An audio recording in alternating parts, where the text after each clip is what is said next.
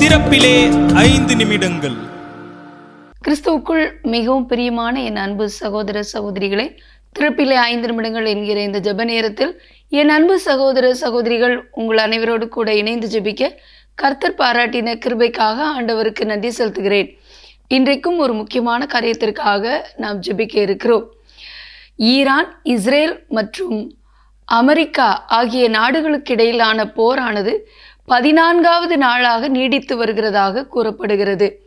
இந்த சூழ்நிலையில் தொடர்ந்து வளைகுடா நாடுகளுக்கு எதிராக ஈரான் அமெரிக்க இராணுவ நிலைகளை குறிவைத்து தொடர்ந்து தாக்குதலை நடத்தி வருகிறது. சுமார் 7 நாடுகள் அதிலே மிகப்பெரிய அளவிலே தாக்குதலை ஏற்படுத்தப்பட்ட நாடாக சொல்லப்படுகிறது.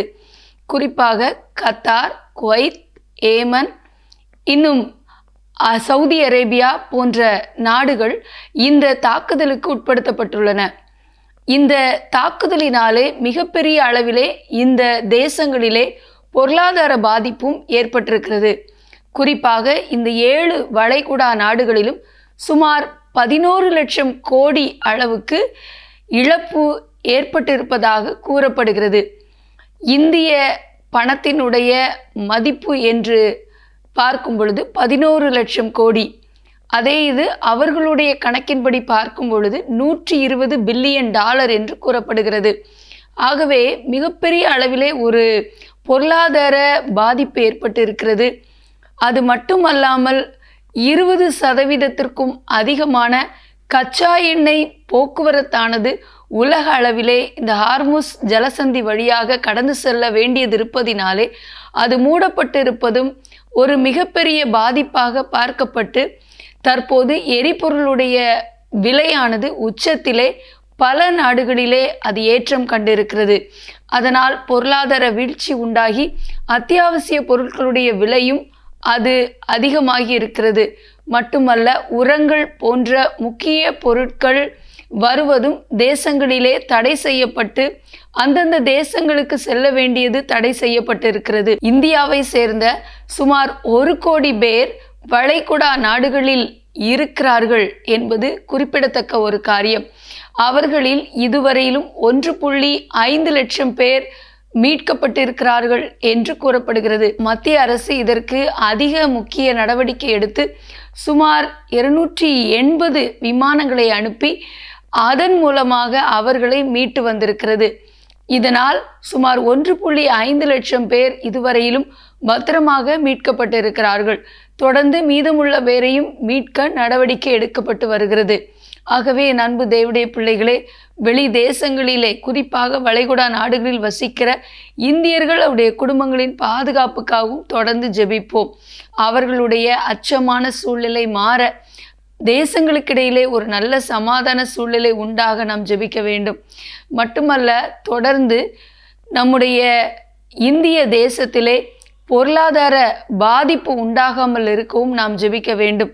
ஏனென்றால் கச்சா எண்ணெயினுடைய தேவை அதிகரித்திருப்பது நிமித்தமாக, இறக்குமதி தடை செய்யப்பட்டு இருப்பது நிமித்தமாக தொடர்ந்து எரிபொருள் பாதிப்பு ஏற்பட்டு தேசத்தில் பஞ்சத்தினாலே பாதிப்பு ஏற்படாதபடி மக்கள், ஏழை எளிய மக்கள் இதனால் பாதிக்கப்படாமல் இருக்க, பஞ்சத்தினால் தேசத்தில் பாதிப்பும் அழிவும் நேரிடாதிருக்க நாம் ஜெபிக்க போகிறோம். ஜெபிக்கலாமா? எங்கள் அன்பின் பரலோக பிதாவே, ஆசீர்வதிக்கப்பட்ட நாளின் காலை வேளைக்காக நன்றியோடு துதிக்கிறோம், ஸ்தோத்திரிக்கிறோம்.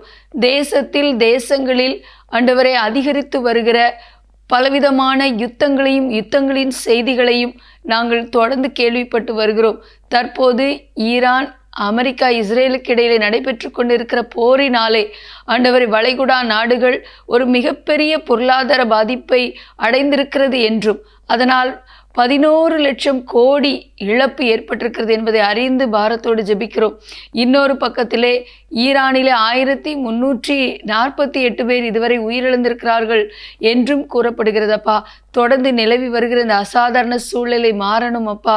ஆண்டவரே, தேசங்களுக்கு இடையிலே நல்ல ஒரு சமாதான சூழ்நிலை உண்டாக, ஆண்டவரே தகப்பனே, இந்த முக்கிய கடல் பகுதி, இந்த முக்கிய கடல் போக்குவரத்து பகுதியாக கருதப்படுகிற இந்த ஹார்முஸ் நீரிணை ஆனது ஆண்டவரே சீக்கிரமாக ஆண்டவரே அது திறக்கப்பட, அனைத்து போக்குவரத்தும் தடையின்றி ஒரு தேசத்திலிருந்து இன்னொரு தேசத்துக்கு கடந்து செல்ல, இது நிமித்தமாக பொருளாதார வீழ்ச்சி பாதிப்பு உண்டாகாமல் இருக்க தேசங்கள் பாதுகாக்கப்பட உடைய இரக்கத்திற்காக மன்றாடி ஜெபிக்கிறோம்.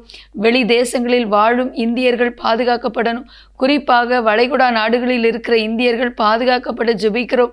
ஆண்டவரே, ஒவ்வொரு ஆண்டவரே இந்திய மக்களையும் அவங்களுடைய குடும்பங்களையும் பாதுகாத்துருளுங்கப்பா. பல தேசங்களில் உள்ளவர்களும் அவ்வாறு இருக்கிறார்கள், அவர்களும் பாதுகாக்கப்பட ஜெபிக்கிறோம் அப்பா. ஆண்டவர், வன்முறையை இரத்தம் சிந்துதலை கட்டவிழ்த்து விட போராடுகிற சத்துருக்கள் அழிக்கப்பட ஜெபிக்கிறோம். தேசங்கள் பாதுகாக்கப்படட்டும். எங்களோடு ஜெபத்தில் நின்றுக்கிற எல்லா சகோதர சகோதரர்களையும் ஆசீர்வதிங்க. இயேசுவின் நாமத்தில் பிதாவே, ஆமேன். தொடர்ந்து ஜெபியுங்கள். கர்த்தர் தாமே உங்களை ஆசீர்வதிப்பாராக. ஆமேன்.